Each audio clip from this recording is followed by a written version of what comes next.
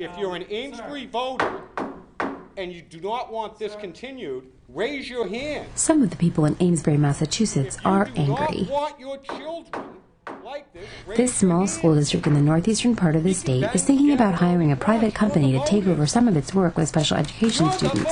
It would save the district money, but cost jobs. But with school district budgets stretched thin, as controversial as it may be, some districts feel they have no choice but to look more closely at special education spending. Change inside public schools scares everybody.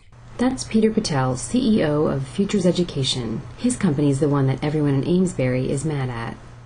So the dramatic change in message is up to the last couple of years. It was totally accepted in special ed. You can't do anything about it. It's untouchable. I think we've invaded that fallacy. One of the ways his company tries to save districts money is by reconfiguring how students with disabilities are provided with speech therapy and other services. Futures encourages therapists to work with students in class instead of one-on-one, so they reach more children at once. That's what's happening in a classroom in Everett, Massachusetts. Speech and occupational therapists are working with several children at the same time on gross and fine motor skills.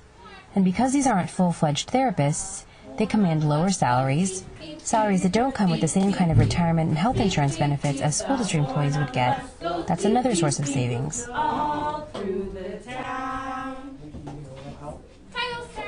Hi! Wipers or doors?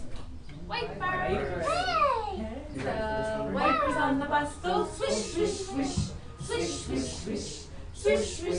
The company also encourages school districts to think harder about which students really need therapy and for how long.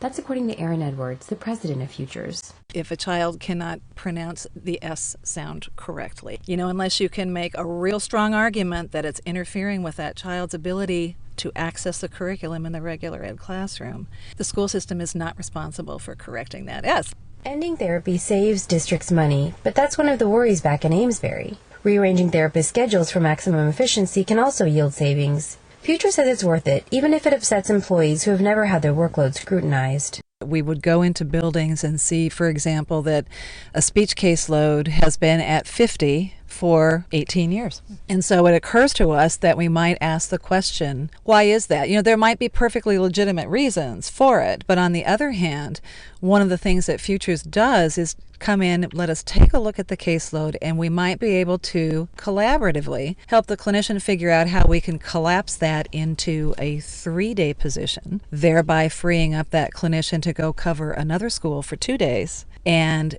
helping the district avoid having to hire another person to cover that additional school, which, yes, often leads to us not being spoken to in the cafeteria. Absolutely. Absolutely. For a little while till they get over it. For Education Week, I'm Nirvi Shah.